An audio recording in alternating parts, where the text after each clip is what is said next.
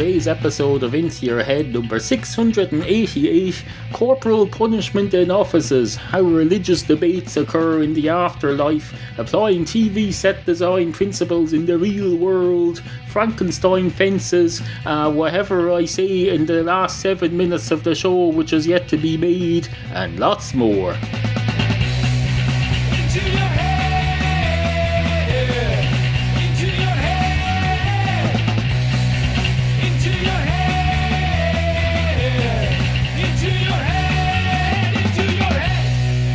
A lot to get on with today. Items that need to be attended to, issues that need to be addressed, topics.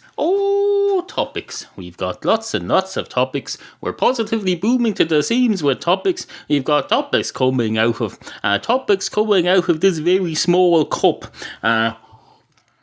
This very small cup, which until the very recent past contained generic brand energy drink, which I've since poured down my gullet. I've poured about 3 cupfuls of this down my gullet. I'm using a small cup to try and control my dosage more effectively. It doesn't mean I'm only going to have 1 cup though. I filled this cup up several times, but now I have a vague idea of how many cupfuls I had, so I can manage my energy drink consumption. It's about proper management. This is like any office. You manage stuff. You don't just let people take out stationery out of the stationery cupboard whenever they want. You don't let them come along and say, I could do a few of those bags.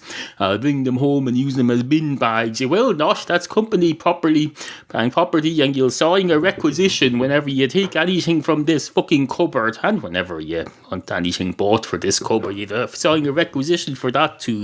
You have to sign a requisition when we run out of requisition forms to get more paper and ink to produce more. That's the problem with these requisition systems. These requisition forms they have, they're not like banknotes where you can't make copies of them. No, anyone can print out a new requisition form. You just have to fill it in and get it signed by an appropriate member of management or someone who's prepared to forge their signature and risk losing their job. Anyone who doesn't work there would be prepared to do that, surely.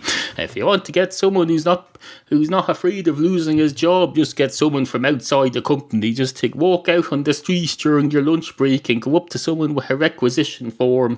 Hopefully it won't be a shareholder who knows about you. Hopefully you won't bump into some senior director of the company. You'll say, what are you doing out here with company requisition forms? Those things are to be kept on this premises. You've no business taking them outside. You can't be taking requisition forms outside of the company office. We've got rules here. You've got rules. Rules are there for a reason. People like to say rules are there to be broken. They are there to be broken, but that's only because so that we can punish the people and rid the people of who are prepared to break them. You have rules, we expect them to be broken, but that's only so we can find the people who are not abiding by the rules and remove them, have them dealt with in an appropriate manner, have them put up on a cross or something, or brought up before some proper legal procedures for this nowadays. Of course, if someone's in trouble at work, they have to go to a proper procedure that's laid down somewhere in writing. They'll say if there's a problem with an employee, he goes in front of a panel and he tells the panel what's happening, and the panel tells him what's happening. And then they have, either he's given a slap on the wrist. Of course not. You're not allowed to do that even anymore. You're not allowed to slap your employers on the list, on your employees on the wrist, as that's considered assault, even if they agree to this process. If they got them to sign up and say, I agree to being slapped on the wrist, the law would say no. Any contract that involves agreeing to something that's illegal, such as assault, is not binding. It's not a valid contract. So you can't win. You can't win. No wonder nobody wants to work in an office anymore. I certainly don't. I worked in an office for many years. I don't at this particular moment. I can't for the foreseeable future see me working in an office, because for one thing, I'm not a freaking psychic. I can't see into the future. I can see quite a bit over there. I can see over the next estate, past the Cat Interstate Highway wall, or a fence, as I had a listener visit here recently recently, and he said, "Oh, look," as we approached the house, "that must be the cat interstate highway fence, discussed many times on the show." Well, indeed it is, but it's not a fence, it's a wall. Now, a fence is a freaking thing that's made of rails or wood or planks of wood or big bits of wood. A wall is a very different thing from a fence. A wall is like the Berlin Wall. Admittedly, this wall isn't like the Berlin Wall, but it is a fine bloody wall, I can tell you, and it deserves more respect than to be called a fence. Because for one thing, that wall kept the flooding from the river in the next estate from coming into this road. That wall has protected this estate from, not from discrimination, because when you go on the website with some house insurance companies, they'll tell you, "Oh, you're in that area that flooded, we're not insuring you." But no, if they were able to have a look at my wall, I can tell you, well, it's not my wall, it's a wall owned by the entire estate. It's a public wall, but it goes along the side of my house and beyond, and I can tell you it's a fine bloody wall. It's been a lot more effective than the Berlin Wall or the so-called Great Wall of China. You may not be able to see it from space, although you probably can now. You get if you have any sort of internet connection up in the International Space Station, you can... there's people gone up there yesterday. Some new astronauts, cosmonauts, whatever we're calling them now, went up to the International Space Station. If they have any kind of internet connection up there and they connect to Google Earth, they could certainly see that wall on Google Earth. And they'll tell you they won't be calling it a fence then. If you can see it from space, it's not a frigging fence. So let's give infrastructure the respect it deserves. If that was a huge thing like the Golden Gate Bridge, I can tell you wouldn't go along saying, "Oh, that's a nice little rope walkway going across the little stream there." He would not. You say that's a fine bloody bridge. It's the Golden Gate Bridge, one of the finest infrastructural structures in the world. He certainly wouldn't call it a fence, I can tell you. So don't call this wall a fence. It deserves better. I've got a fence out at the back of my house. It's falling to bits. Needs a paint job. That's not. I tell you, he wouldn't use that as an interstate cat super highway wall. No. So know your fences from your walls. That's what we need to learn here. I've learned it already. I don't think I even learned it at all. I think I just knew it all the time. From the first day as a child, when I knew what a fence was, I knew what a wall was. It was obvious to me what the difference was, and it should be obvious to you, the home viewer, as well. Anyway, on with the show. Two fences walk into a bar. One of the fences goes straight up to the bar counter, and the man behind the bar says, "Somebody there, I can't see anything, there's a frigging fence in the way." And the fence says, "I'm here, I'm the fence, there's nothing in the way. You can't see the wood for the trees because you're assuming that the trees aren't animated and can't, just because the trees have been chopped up and turned into an inanimate fence, you assume that they can't talk to you and order beer," which I suppose is a reasonable assumption out in the real world, but we're not in the real world here.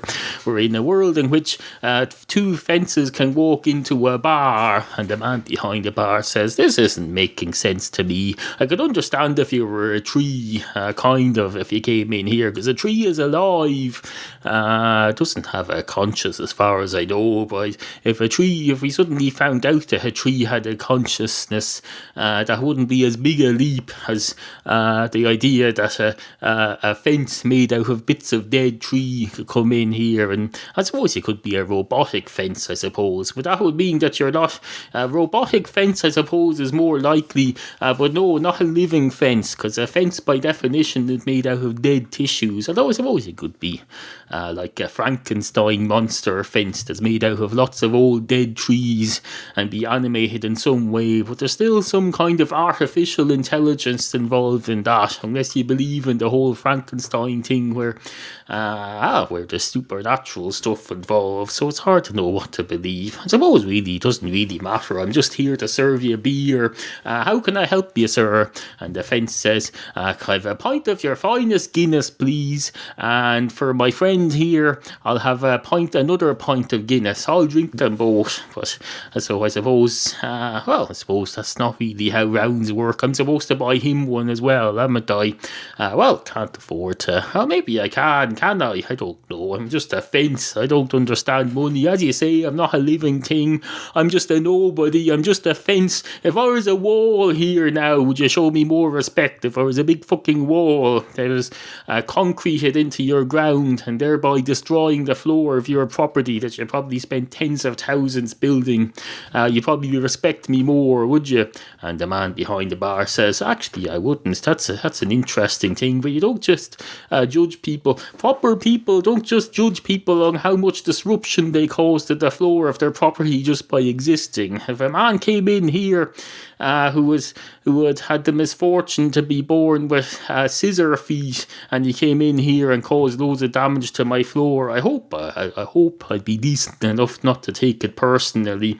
So if you were a wall and you came in here and your foundations damaged this property, surely I'd have some notice of that. People who are walls wouldn't go around barging into bars unless they were in the majority. Unless because minorities like that, to go around and they'll check whether certain places accessible to them. So if there were talking walls who could move around, they'd watch out for. They'd ask people, they'd probably ring up and say, hello, is your premises wall friendly? And you'd have to give an answer. And of course, it would be quite reasonable if there were a sizable minority for you to have to make some sort of arrangements for them. But I'd have a special area, maybe a dugout where they could come in and not do any damage.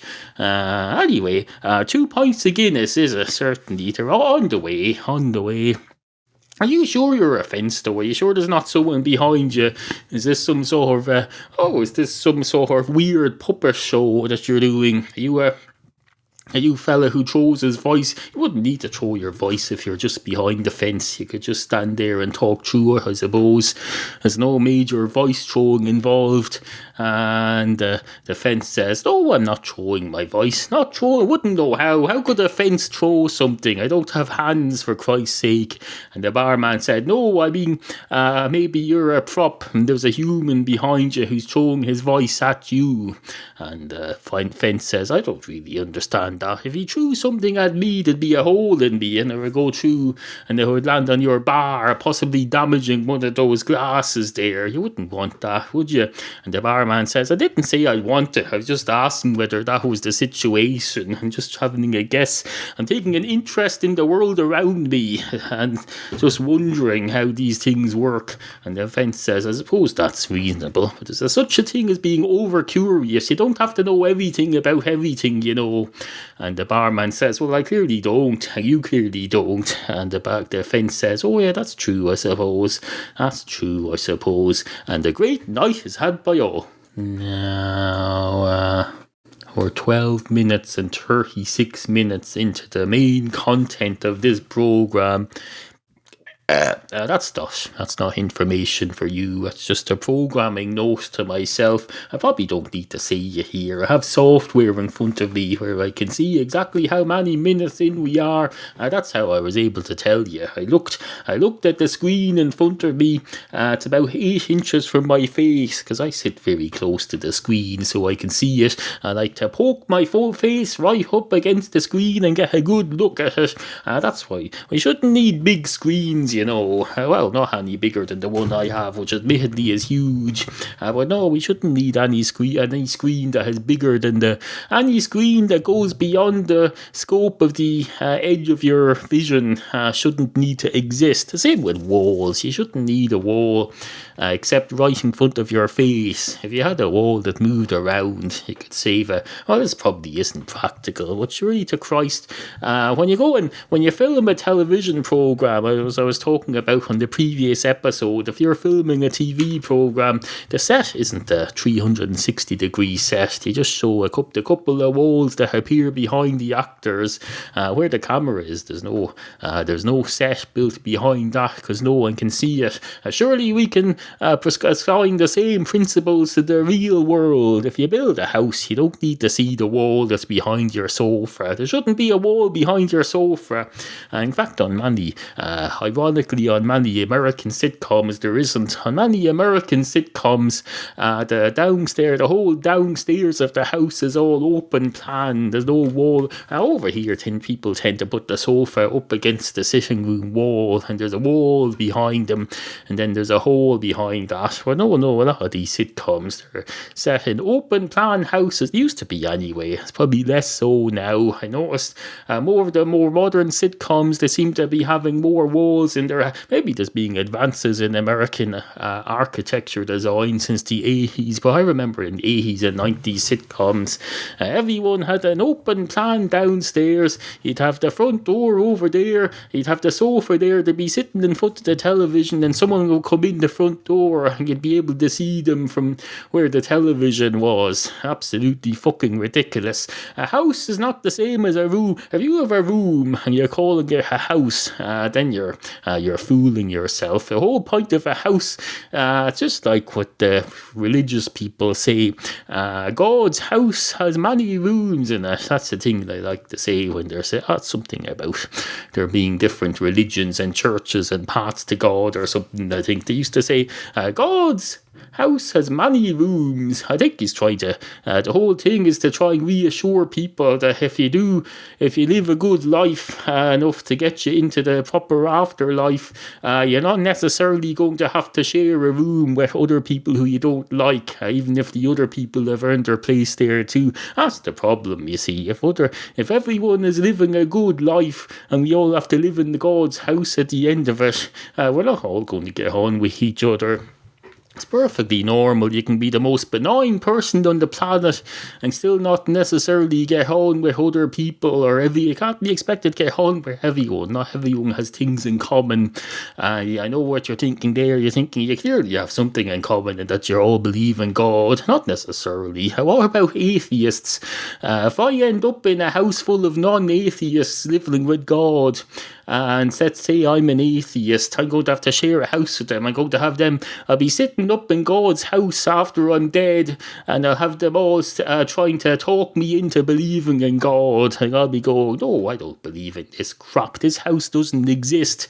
It's a TV set. I can see there's 2 walls missing, and they'll say, no, we're doing up here, we do the thing where we only have the walls in the places that you're looking at. We don't, for example, have a wall behind the sofa, because you never look behind the sofa unless you're reaching round to pet the cat who's sitting on the back of the sofa, because there's a warm radiator under there. But even then, you don't look around 180 degrees. No, and that's us. We can have a bit of lighting for that anyway. But no. Anyway, so that's how the afterlife is. Into your head. Remember, we value the opinions of you, the humble and ignorant listener. Email Neal at studio@intoyourhead.com. Support the Podcastual Arts at no cost to you. Just click through the Amazon link at intoyourhead.com whenever you go shopping for anything, even if you use Amazon UK or Canada. We'll take your weird foreign money here. We're not proud. Just visit intoyourhead.com and click on the appropriate Amazon banner.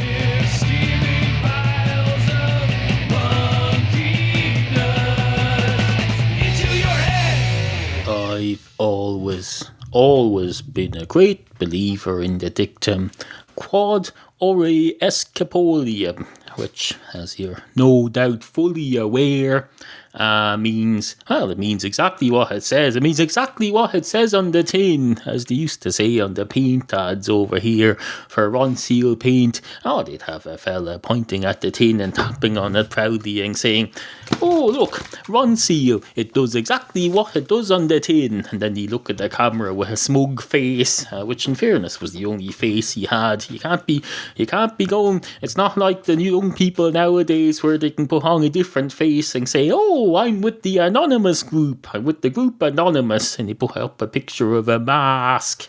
No, he was honest at least. He says, "This is my face. This is the only face I have." In fairness, this fella, he was probably an actor, so he should have had more faces than that. He should have had a selection of faces on offer, but maybe this was the face he was told to use. Maybe he was supposed to be acting as a fella who only has one face. You never know with these things, which is the way it's supposed to be. You're supposed to not know that he's an actor or not realise that it's not his real face. So it goes, Ron Seal, shed protector or something. It does exactly what it says on the tin. And then you look at the tin and it says Ron Seal paint protector, which supposedly means it protects paint or whatever it is it does, or something, whatever it says on the tin that it does. Now, if you look at the tin itself, it's got a load of stuff down the back, ingredients and a lot of things that aren't verbs, so it can't do everything that it says on the tin. But I think you get the idea. He's saying it does what it says on the front of the tin. If it says this is a paint product that paints your house, then it paints your house. If it's a thing that protects your grass, then it protects your grass. He was trying to go back to basics, I think, was the idea. As these advertisements, they can get a bit too complicated. You'll have some woman coming on and to say, "Take 2 bottles into the shower." And I'll say, "Yes, I take 2 bottles into the shower. I take a bottle of shampoo and a bottle of manly lime green nuclear shiny over-branded shower scrub." It's a shower scrub for scrubbing. It's for scrubbing, presumably for men who've come out of a nuclear underground power coal station or something, and you have to scrub very. I stocked up on a few of these recently because they were on special. I got a selection of manly shower gels. One was in lime green and it looked like it had nuclear stuff in it. Another one claims to have chilies or something in it, peppers and something else. I accidentally washed over a shaving cut with the green one the other day. I nearly had to go to hospital with the pain. Of course, if you go to hospital with just pain, they'll say, "Now I realise you're in pain, but you're not injured. The pain is all in your brain. We don't have an emergency psychologist on duty here, so if you sit there for a while, I can't give you anything for the pain because it's all in your head. There's no such thing as I suppose we have headache tablets, but those are not for brain pain, they're for head pain. There's a little subtle difference between the area around your brain and the contents of your brain itself. Now, if you had a pain inside the tissue of your brain, that would be a different thing. That would be a physical thing we can deal with. But if the pain is emotional, and that's not to downplay your emotional pain, it's just that headache tablets won't do anything about that. You can ram as many and I don't recommend this, ramming as many headache tablets in there as will fit, because that would be an overdose. That wouldn't help. Are you feeling an impulse to do that? Because if you are, then we need an emergency psychiatrist. Maybe we need to strap you down to a table so you can't take an overdose, or maybe we could just stop giving you all these tablets, which I just told you we're not going to give you any.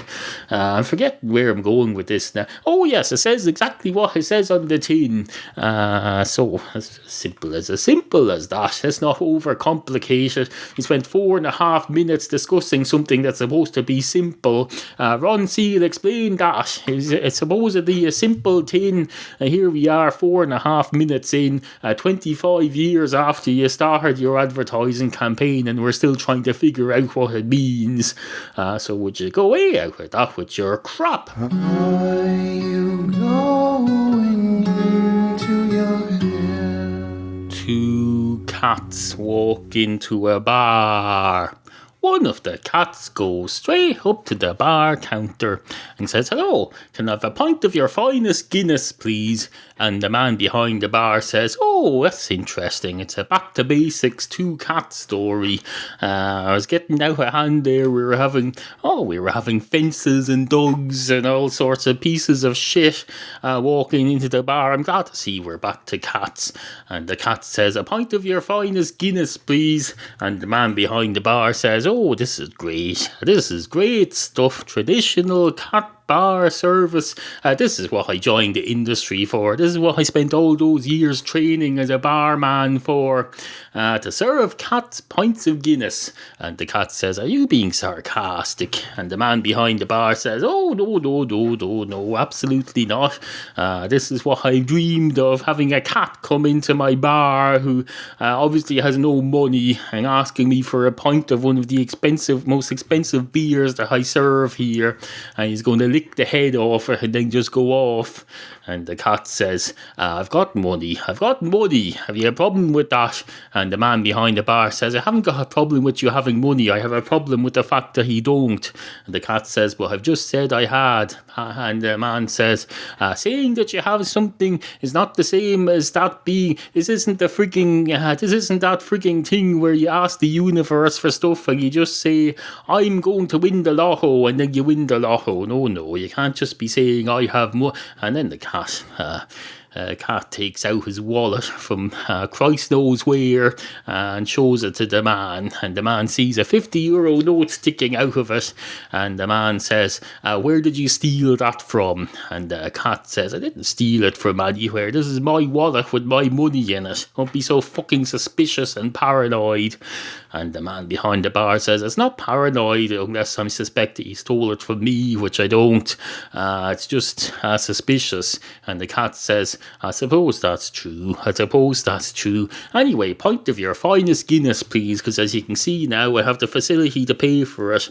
And the man behind the bar says, certainly, sir. And would you like anything for your friend, the other cat? And the cat says, that's a bit presumptuous, assuming that he's a friend of mine. And the barman says, well, he walked in with you and you chose a seat together, and then you came up to the bar and left him there. And the cat says, so? And the barman says, well, that's how bars work. Someone comes in, they sit down, and one of them approaches the bar. Unless, of course, there's a lounge girl, or a lounge boy, or a lounge woman, or a lounge man on duty, which isn't usually the case at this time of day, I suppose. And the cat says, can we get on with this, please? And the barman says, certainly, sir. I think another 3.5 minutes should do it. And that'll be approximately a half-hour podcast. And the cat says, I can't think of any way to stretch this out any further. Can we not just end it early? I mean, we did a podcast yesterday as well. And the man behind the bar says, I know we did a podcast yesterday as well, but this one mightn't necessarily be published today. We might hold it back for a day or two for the bank holiday weekend. So as far as the listener is concerned, when they get this, there wasn't a previous podcast just 24 hours ago. And the cat says, I don't know, I think it might go out today. I think this might be up and running in iTunes within 45 minutes of us finishing this story. And the man says, I don't know, it hasn't been decided yet. And the cat says, how do you know? How would you know what's being decided and what hasn't been decided? And the barman says, I listen to the radio in here all day. I keep track of the news. And the news, when you're in an imaginary story in someone's head, is just stuff about what's going on in his head. It's not real news. There's no real radio stations here. And the cat says, that's fucking ridiculous. And the man behind the bar says, this is the 688th episode. If you hadn't realised that what goes on here is ridiculous by now, then you're obviously a cat who was only born 6 months ago. And the cat says, obviously that's the case. It's been nearly 7 years, I understand, since this podcast started. And I'd have to be quite an old cat to have heard every episode, even if I started listening as soon as I was born, before my eyes were even open. And the man behind the bar says, I suppose. And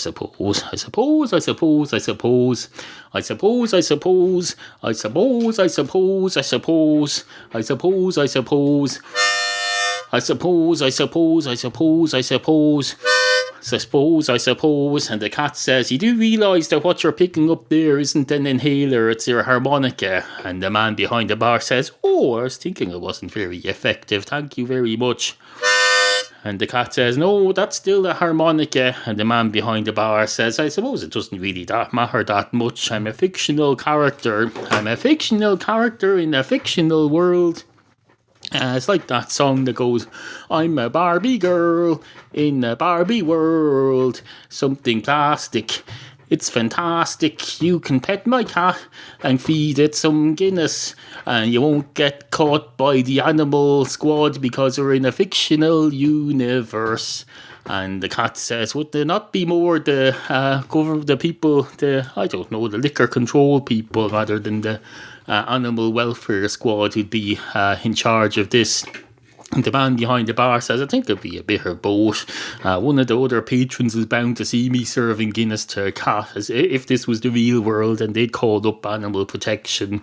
And someone else, well, the chances of me being caught serving beer illegally to a cat, if it were illegal, if this were the real world, I would have to, the liqueur premises license inspector would have to hear about it somehow, and people are less likely to call up the liquor provision inspector over some obscure rule that they know very little about than they are to call up the animal welfare inspectors overseeing someone serve beer to a cat. And the cat says, I suppose you have a point there. A pint of my finest Guinness. Isn't it great? And the man behind the bar says, indeed it is. And a great night is had by all. Anyway, good morning.